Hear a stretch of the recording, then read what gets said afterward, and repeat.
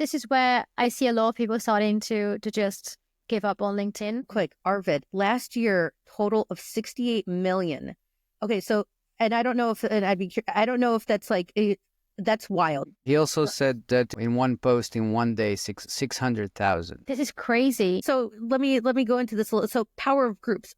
We're going to be talking about LinkedIn impressions going down, if groups are a solution for this. LinkedIn groups, I ran a poll and apparently there's a lot of people who aren't even aware LinkedIn has groups.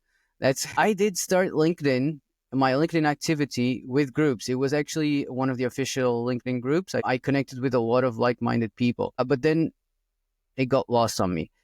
Today, we're going to explore if groups are the solution to the problems that people are complaining about, organic reach going down.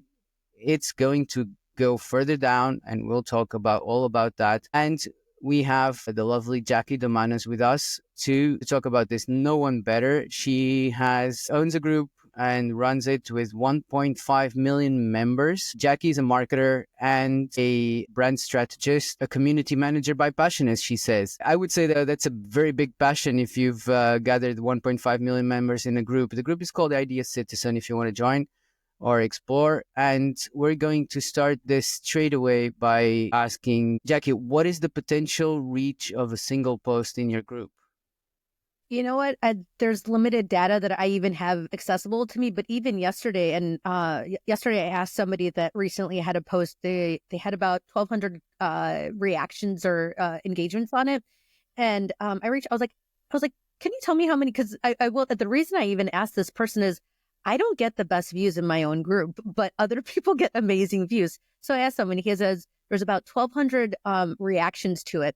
And he told me 129,000 impressions on it. So let's say even if we cut it in half, I'm going to say conservatively, that's about 70,000 individual people he reached. And that's incredibly conservative from a reach standpoint, in my perspective. I'm even noticing in the chat, Arvid Pedersen, he's a member of my group, and he regularly has excellent results with his content. Arvid, put it in the chat if anything. I'd be super curious to hear what his statistics are as well, but I wouldn't be surprised if he's had some content in the group that has reached 200,000 impressions. That's quite impressive. Like, considering what we see nowadays, even the biggest creators on LinkedIn aren't getting those amount of impressions. Am I right, Dana? Well, some of them may do, but in my experience, the only way to reach that kind of impressions threshold is to post something that's either incredibly offensive or incredibly touching to a lot of people, an incredibly well-written, funny and snarky rant. I mean, I got about 300,000 impressions by trashing someone who sent me a ridiculous cold email. And that's the highest that I've ever gone in terms of impressions, by the way. And it was just literally a screenshot of the email, and people just went crazy about it. But you definitely can't do that with like serious type of content. Then here, so that's further larger reach. And to your exact point, Dana, it's definitely a little feel-goody leadership and everything. But it's relevant to LinkedIn as a platform. I'll say for me, like some of the content that I actually post is a little bit more in depth. I'd say as opposed to let's consider some of those meme with a little bit of additional content. Let's consider that a chapter of a book. I oftentimes more post a book from a content standpoint, whether it be like work tools for like building your brand or insights from like a podcast and additional information actually from a podcast that I've recorded with somebody. My content that I've posted, I've regularly in like, let's say the span of 24 hours, I'll get anywhere. Sometimes it bombs. Sometimes it gets 20,000 impressions. So let's say, and what I've even seen like 17,000 individual people that it's been reaching. I also have the luxury that I am the group owner. So oftentimes I do leverage tools that are accessible to me in terms of pinning. And then I also, I do pin other people's content as well. So, but actually, Dana, to your point, the thing that I actually wasn't expecting, I saw something in my LinkedIn feed where somebody was saying like, oh, going viral is in fact like something around 20,000 to 30,000 impressions. And I was like, that's viral on LinkedIn. And I was like, that is common. I'd say common for like decent content that you're putting together. Of course, timing always goes into it, but like it's not unusual to have something reach 15, 20,000 impressions. And yes, there are the outliers, a little bit more simplified content that really reach significantly more people. But I don't know. It's working. And I think, we're here talking about lead generation at the end of the day. And it's like, from my perspective, it's like, you're not selling to somebody if they can't find you or if they don't see you. So I think part of that is like starting that conversation where it's like getting seen. Yeah, this is where I see a lot of people starting to just give up on LinkedIn. Real quick, Arvid, last year, total of 68 million. Okay, so, and I don't know if, and I don't know if that's like, that's wild. So I don't know. Yeah, he also Arvid, said that in one post in one day, 600,000. yeah, I mean, he's like a power creator of content. It's insane. This is crazy. So power of groups. Okay. I don't know Arvid. Arvid lives in England, I'm pretty sure. I believe that's accurate. Arvid was kind enough, like, we've chatted before. I've reached out to him. I'm currently, hashtag open to work. It's LinkedIn. He was kind enough to say, hey, Jackie, I see you're, open to work. Send me your resume. He's like, I don't make promises, but let me see if I can like send your resume out to a few people. So, I'm not doing a hard sell anyway I'm not selling a course. I'm not selling coaching. I'm not doing those types of things, but like the opportunity for real connections and friendliness and kindness and opportunity is fully there. Dennis, who's in the chat as well, we actually met during a live event here. We've been connecting regularly, collaborating. He's now a moderator of the group as well as somebody else. I've never met any of my moderators in real life. So the networking opportunities are really very valid and real there. That's beautiful. Cesar Mesa, he's actually saying in his first week as a member of your group, of your community, his second post got 1,000 impressions. So you do have this ability as well. Even if you have a very small network, when you join a group, you are leveraging the group's network, right? So it's a big potential there. Absolutely. Absolutely. It's huge. And I think at the end of the day, it's like, you kind of want to play the game a little bit. It's one of the things that's helpful for me as a group owner, and I fully think this plays into getting seen ultimately on LinkedIn. But say I'm in the moderation queue, like a number of these faces and these names, there's avatars, like they're familiar to me. And I do know now, like what to expect from certain people. And oftentimes I'm like, all right, if I'm curating, say, the feed a certain way, I'm already familiar with these people. We've developed some sort of a digital relationship here. And I absolutely 100% approve them throughout the group. Also, a good metric I really would like to share with you. I'm about, from the group standpoint, since March of last year, 2025, we're 100,000 views from posts that are posted to the group. We're 100,000 short from 1 billion. 1 billion views from the group. 1 billion. This is going to happen in the next couple of days. That's a real number. This is crazy. 1 billion. It is. It's insanity. This is absolutely crazy, Jackie. I absolutely see all the merit in being in a group, in having a group for sure. I remember a while ago I was chatting to a prospect that I was trying to, of course, get into my coaching. And I remember, because I can see that he's supposed to not performing well, it's quite visible. And I remember asking him something like, are you finding that you get absolutely no visibility and you're just putting in a lot of effort into LinkedIn and you're not getting anything out? And he told me, I remember this very vividly because the time I thought it was really weird. He told me everything I post on the feed gets zero traction. Only when I post in this one particular consulting group, this is when I start getting some views. And I thought, oh God, this is how odd is that really? But this just resurfaced back from everything that you're saying. So I don't need to be sold onto the benefits of this anymore. Now, the real question is, for someone who would like to create a group that they would moderate, or someone who would like to join into a group, like how do you promote that thing? Like what is the incentive for people to actually go into a group and start creating content in the group as opposed on the main feed? Sure. I think let's start with a lot of groups are garbage. That's a fact. I think we've all experienced that. And I also would like to fully acknowledge that there was a period of time where Idea Citizen wasn't the best either. I've had the group since 2008. It's been a labor of love, and sometimes we've been divorced, and I didn't like it very much, and I didn't want to participate. But I felt like I always knew that I was like, there's some value here. There's something here. Like I do feel like there's something there. So, Dana, to your question though, why would somebody start creating groups? I mean, haven't we been seeing, like, I will say, I post things to my personal feed. It bombs. Like, there's like, I mean, it's hundreds, maybe in the tens. Like, it's minor, and I've committed a little bit more resources to having engaging conversations in the group. I feel like it's gone wider than my group. Idea Citizen is a public group, and so by virtue of that, it also populates in the feed. So it's not private, it's not unlisted. So there's something to be said there. There are also other groups that I've actually found were incredibly good. Groups that have a fraction of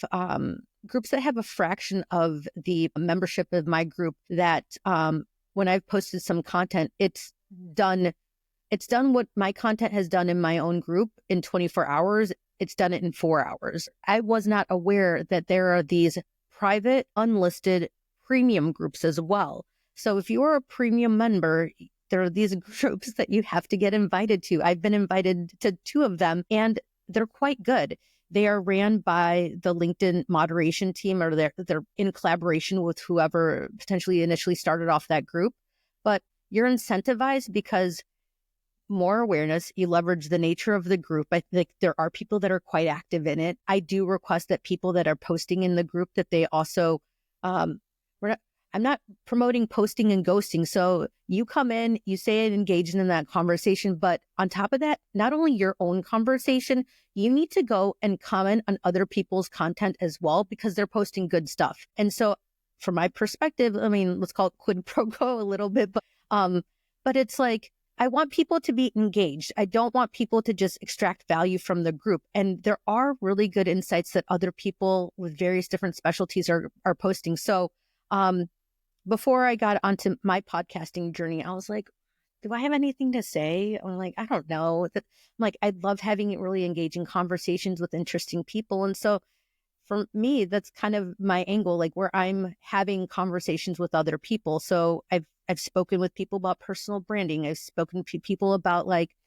AI. I've spoken to people recently about art and retirement and everything. And for me, I'm bringing those conversations to the group. And I've built very real connections with people, and I've chatted oftentimes with, even if you're not a poster, even if you're a lurker, I've connected outside of the comment thread in the group and spoken with these people about what they're doing. So I'm having offshoots of conversations here and there as well. So I'm making connections. I'm reaching out and hopefully find opportunities for marketing as well. So that's a very interesting point you raised there, because we see a lot of you should be networking, you should be engaging with other people, being parroted out there, but most people are actually engaging with random people just to distribute their content. And this is not targeted. Like Dana and I, we speak a lot about this. We've recently even mentioned this in a previous episode, where instead of just engaging randomly with other people just to get more impressions, then you should be just engaging with your ideal client at least.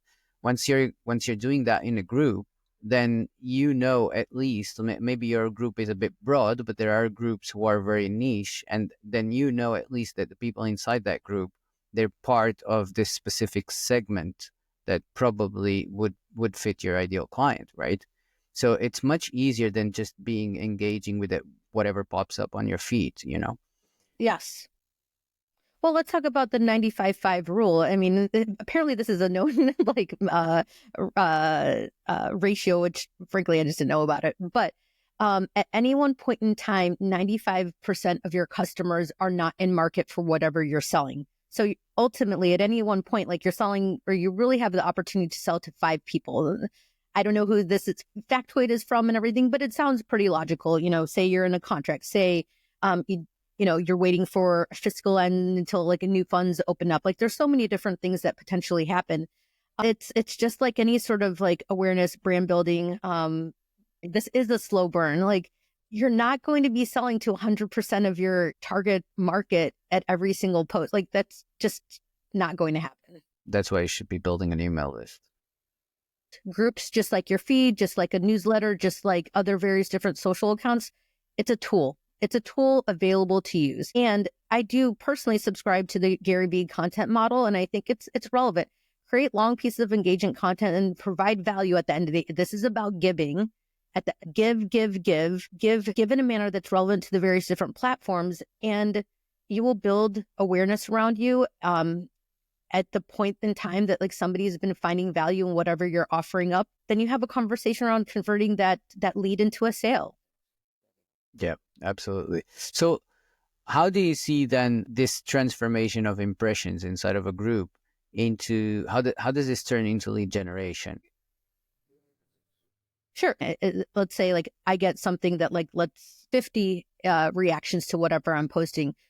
My initial intent is I like to, if I'm seeing somebody regularly engaging in my content, I oftentimes go look at their profile. I'm like, hey, what are you doing? Depending on what it is, I'll make a connection request. And subsequently beyond that, if it's relevant at the time, like, are you available for a call? Let's chat, like actually do a quick 15-minute networking opportunity as relevant. So I think that's the value there immediately. Secondarily, I think there's an opportunity to test and learn. I think there's an opportunity that when that person, whoever's been seeing your content that just looks at it silently, when that opportunity presents itself, you want to be the person that they think about. Like, hey, like even recently, somebody was posting something. They're based in Atlanta, Georgia. This is a recruiter. I'm not connected to them. Somehow they ended up on my feed. Fine.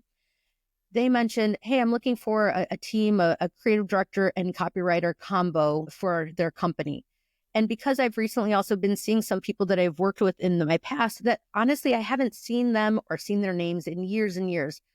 I tagged them on it that I was like, hey, this seems like an opportunity for you guys. Why don't you guys like go check it out? But I wouldn't have even recalled their names if I hadn't seen their names come up in my feed over the past couple weeks, but they've been active. So we have two things that are separate here. Like we have, on the one hand, we have LinkedIn's organic reach decreasing, and it will continue decreasing. And I can argue that with anybody if they want, but we've seen it over and over, and it's a matter of offer and demand. Consider your feed as a piece of real estate. There's only so much that they can place there. So the more creators there are, the bigger the ratio of creators to users, the less they can actually show one piece of content to fewer users. So it's just logical. It's mathematics. So we have the organic feed keeps going down. We've seen on Facebook before, basically organic reach was dead. Then Facebook started giving a lot of visibility to the groups, and groups became a gigantic thing on Facebook. I mean, there was all the marketing strategies around Facebook groups. And that was the only way to organically reach people, because otherwise Facebook wanted more and more advertising money.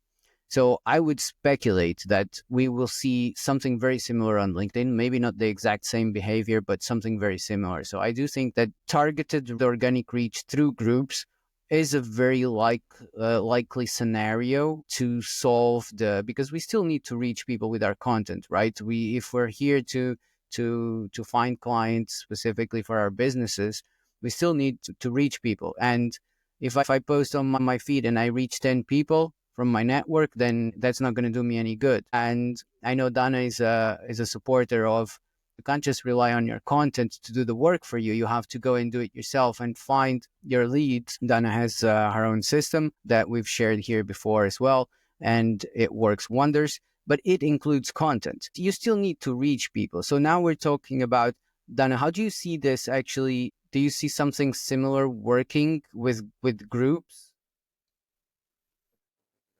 Like what you do on LinkedIn, but if let's imagine that organic reach just goes down like 100-fold, and could you see this working with creating a LinkedIn group, a targeted LinkedIn group, moving people onto the group, and then from there doing all that process of lead generation and actually getting people to the next step, getting people on calls with you?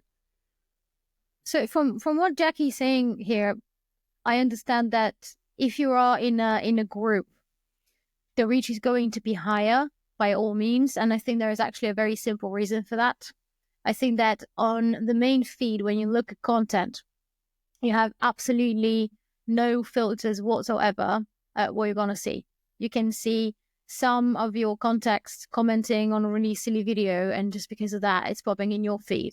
And a lot of people, by the way, like active LinkedIn users have been complaining in the past like 1.5 years that with more active users on LinkedIn, it's becoming more and more trash. With ChatGPT being launched, I think this is where the beginning of the downfall started. A lot of the content on the main feed is just dull, and there will come a point where people won't want to spend time on the feed. But if you're a member of a group that posts on a particular topic that you're interested in, for example, let's say lead generation, you know that the people who are members of this group are much more primed to pay attention to what is posted in that particular group. So you are already over the initial will someone see my content from everyone who looks on the feed kind of hurdle. And you already know that the people who may read that are already interested in it. So for me, the biggest opportunity lies there. But I've got one question. Apparently, if you can find a nice targeted group that is being well moderated, in terms of lead generation, it would be enough for you to just join that group and start posting content.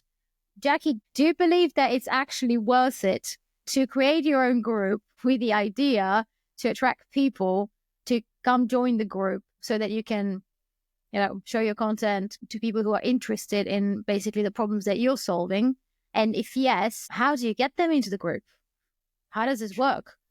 Yeah. And, I will say, I'm not going to gloss over the fact that I benefit from the time that I created my group, and that I created it as it started off as a TED Talk fan group. So the name association, that doesn't hurt. And then eventually I rebranded and whatnot. So where it pertains to creating your own group, it's just like timing plays into it. I started my group back in 2008.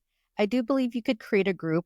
I think if you're motivated at creating that and really and seeking out additional members, so yes, you can do it. I think that there can be value. I think there is a heavy lift associated with it, but if it is something that you are committed to, it absolutely could become something that's valuable.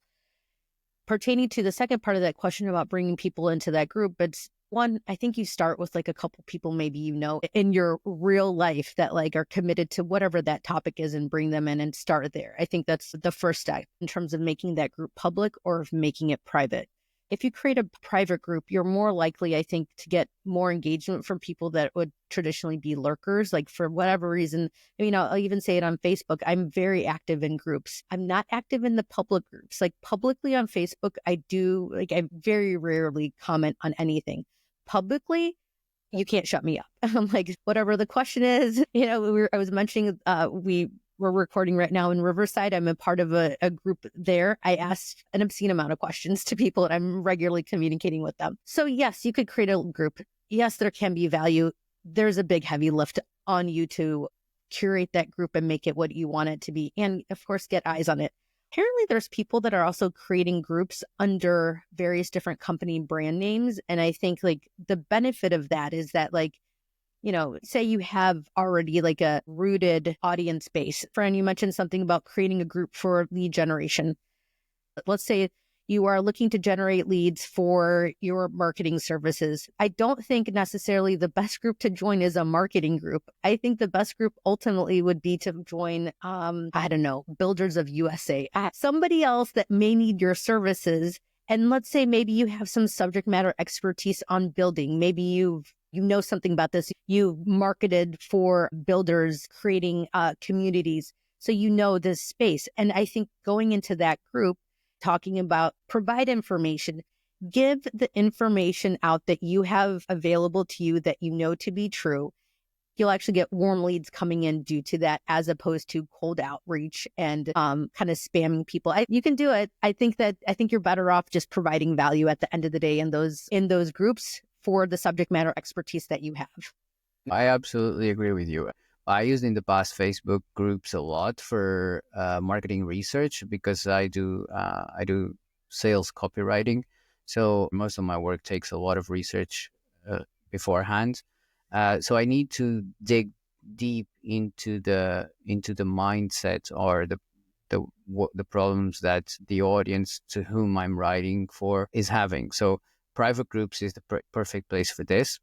So I would just go there and stalk the groups. Obviously, if I could, I would contribute something for the group. And actually, exactly like you said, I would give some tips, help out. But my main goal there was to understand what people were struggling with, bring it down, and then transform it into sales copy, right? So because the copy was for that group of people. So that's what I mean with the groups being helpful. I wouldn't say just spam the group. At the end of the day, it's a group of people that we know, a targeted group of people that we know have that specific problem. And there are many ways to help them out. For example, Reddit is another example, which goes into this, it connects with this because it's not specific groups, but it's like the subreddits are forums. It's a very similar concept. And Reddit is really good because people are anonymous on Reddit. So you do get a lot of information, but they're also ruthless. It's a great place to learn what to do and what not to do in a group like this. Because if you try to self-promote, they will burn you alive, you know? They've got some good comebacks. So yeah, I would say like you need to have a lot of common sense when dealing with these things. But yes, obviously, it's like what you said. You're not joining the group about what you do. You're joining the group about what your target audience is struggling with. So, for example, before you mentioned the group, the Facebook group Riverside, right? So if you're offering podcasting production services, that's probably a good place to have to hang out, you know, and understand what those people are struggling with, you know. So that's where I was going with that. To your point, exactly. I mean, in that group, exactly. People were like, "Hey, I'm looking for XYZ," and people are like, "Hey, I can provide those services. This is my link." So yes, absolutely. So that's my view when it comes to lead generation. You can't really just go and start spamming people and like, oh, I saw you in this group. Do you want to buy from me? Obviously. I'm guessing this is Dana's area, so she would be the one to speak more on this subject. I don't think that you can do that on Reddit, apparently, but on LinkedIn, where people are stating things with their real names and faces, and they always expect someone to drop into their DMs, I don't think that it's unusual to drop a DM to someone offering help after they have specifically expressed a pain point, have been liking your content for months, asking questions underneath the post. I think it's quite clear that this person has got a problem that needs to be solved. So I think it's actually more unethical to not message them, considering that they've been so upfront about something they're struggling with that you actually, happen to help with. Yeah, that's a great perspective. So if you are in the same group as someone who is struggling with something that you can solve, so again, the motivation to join the right group that we were discussing just now, and that's the way to approach that person, right? Yeah, I love it. In terms of, does it make sense to create your own group and try to just make it like a sub-thread of LinkedIn where you just share value about your particular expertise and you try to attract the people who want to have that expertise? I think already kind of answered that question, that it will make more sense to find a group that you can help and just try to learn more about them. But if anyone wanted to have a group, Jackie, like how hard it is to maintain it, to moderate it and all of that. How much time does it take mainly? Yeah. I mean, I'm on it all the time. And to do it well, I think you should be, just like anything, you need to be a little bit obsessed with it, a little obsessive. Anything that you're going to leave and not nurture is not going to do well. I mean, you can't get around that. Like, there's no way. So if you're committed to it, I think you actually utilize it as an opportunity to like get your name out, potentially work with a collective of other creators, whatnot. The big thing here though, too, is like, start and see if what you want is there. There's different tools that moderators have accessible to them in terms of whatever your agreement is, of course, with the owner, but in terms of pinning, recommending things, just additional visibility. You also, actually, this is also one of the things that's really cool about being an owner or moderator of a LinkedIn group is that in the submission queue, you have the opportunity to message people in that queue without using actually a LinkedIn credit or an in-mail. So I oftentimes, especially recently, we just recently did an update where I will message somebody like, hey, right before I approve it, I'll be like, hey, your post is approved, XYZ, please make sure you're aware of these group updates. Do not post and ghost. And then also even people that are posting content that I'm not going to be approving, I also message them through there. I'm like, this is not approved because of potentially XYZ. Here's the new link to the group update. If you could familiarize yourself with this and repost to the group in the future. So potentially even some of the people that I'm saying no to could be great networking opportunities for me. So it's not only the yeses, it's also the nos. For perspective, how many moderators do you have on your group? My group, there's 3 moderators. Recently, it was just me and one person. And then recently I brought on 2 additional moderators. Okay. There's other groups though that have like 10 moderators though. So if there's, we're probably one of the smaller ones. Yeah. Right. So it's true that you started very early with your group. But what I get from what you shared here is like there is a very good opportunity to start a group around a something that you are passionate about. You did share with us that it was your passion for the TED Talks. It was a fan group, and that's how you rally people around, rally them around the cause, right? So that's a great place to start. I wouldn't say it's late to start a group. I don't think, yes, yours was started very, very early, but I don't think it's late. For the contrary, at the moment, and again, back to my poll that I ran in the beginning of the week, the most amount of votes was, does LinkedIn have groups? And the other one was, groups are useless for lead generation. And then there was a lot of people also saying, I've tried them, but I haven't managed to make them work for me. But where I want to get with this is like people are very stuck to all this basic knowledge that is being shared and parroted on LinkedIn, right? So we don't even know groups exist right now as a general manner. So there is still a very big opportunity to start the group and to make it work, specifically because if my predictions end up being true, and organic reach, and I've been in marketing for quite a few years and I've seen this over and over. If organic reach starts decreasing and LinkedIn does decide to put more incentive into people joining groups, because that's what happened on Facebook. They started actually occupying a big part of your personal feed with the group's activity. So yeah, if this happens, then now is probably a really good time to start getting into groups and building your own and start rallying around the cause and getting something that will that will grow big before its time. Well, saying all that, I'm just sitting here casually being an admin for about 24K Facebook group with insane reach, and it's a private one. It's invite only and approve only, and we've been growing like basically this, especially in the last 1-2 years. And anytime I log into Facebook, I just see that group and post from that group. So considering LinkedIn is going very much the same path that Facebook is, I think this is likely what's going to happen in the future as well. I will say I do have a gripe with LinkedIn in terms of, even if you go in the app or even on desktop view, it's buried. It's all the way at the bottoms. I hope I've actually, when I've joined some of the LinkedIn news live events, when they're speaking with some of their editors and guests or whatever, I've asked, I'm like, what are you guys doing with groups? I was invited to LinkedIn years ago with to meet with actually their moderation team. There was a number of us that led up these groups that they all expense paid trip to LinkedIn to talk about groups. I don't know how valuable it was for them, but I did use it as an opportunity to, on LinkedIn, I actually kind of pitched Jeff Weiner at that time. I was like, hey, we're coming up to LinkedIn, come visit us.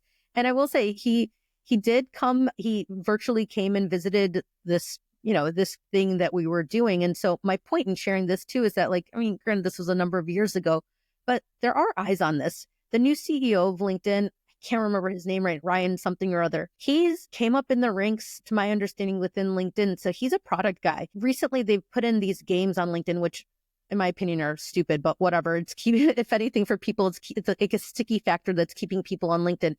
LinkedIn is looking for ways to keep you on LinkedIn. Groups are one of those mechanisms. Of course.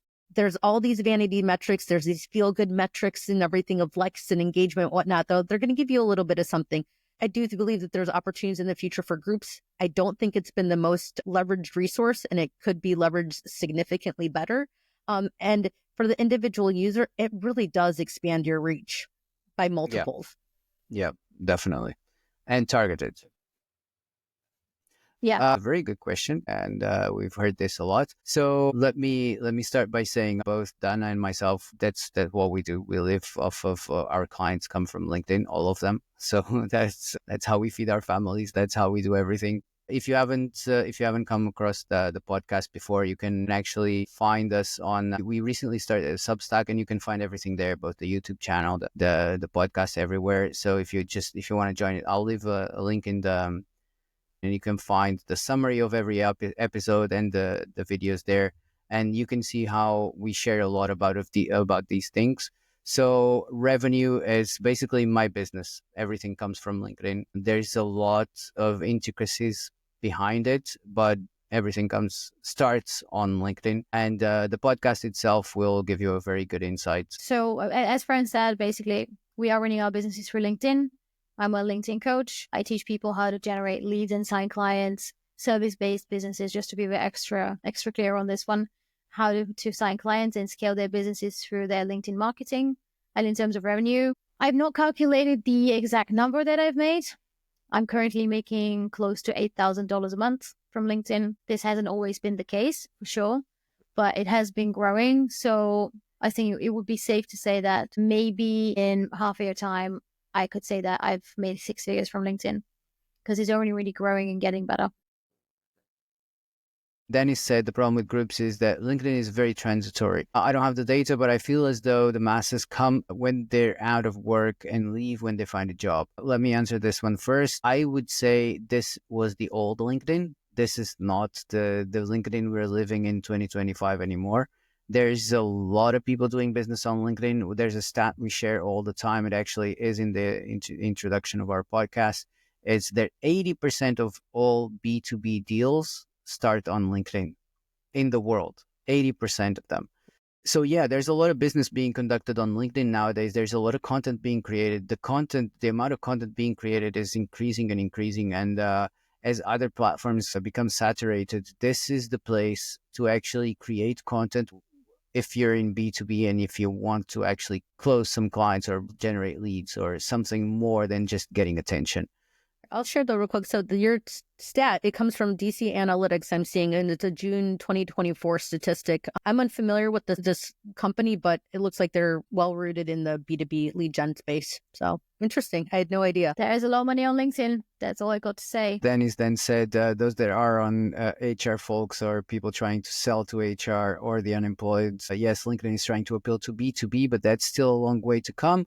So apparently we just debunked that it's not that long way to come. It's here. I really don't agree. I don't agree. That business that I'm a partner at the Blueprint, it's a multi-6-figure business going on to 7 figures, and we are working with businesses, and and we have major competitors in our area, and so many people are closing like hundreds of 100K deals on LinkedIn. So there is no way I can agree with that. It's probably just that bubble that you're in that makes you feel this way, but it's just not true. There are more than, I think, by now, over 15 million creators on LinkedIn and over 1 billion users.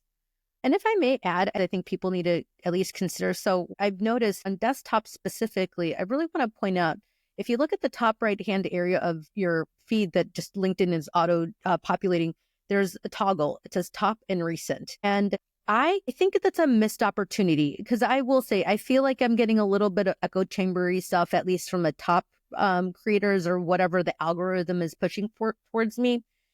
So you do have some resources to consider that. But I mean, I will say recently for me, like the amount of content that I've seen pertaining to like how to spot AI generated content, I'm like, can we stop this conversation? I'm so over it. And I don't know if this is everybody's feed, but it's 100% mine. Well, you can actively curate your feed, by the way you engage with the content itself. Remember that just the fact that you hover over something, you're giving the signal to the algorithm that you're interested in it, even if you don't engage with it actively. You have the link, createandearn.com /SM if you want to find the Substack, and you'll find the links to YouTube or wherever you want to follow the podcast. So, yeah. See you soon.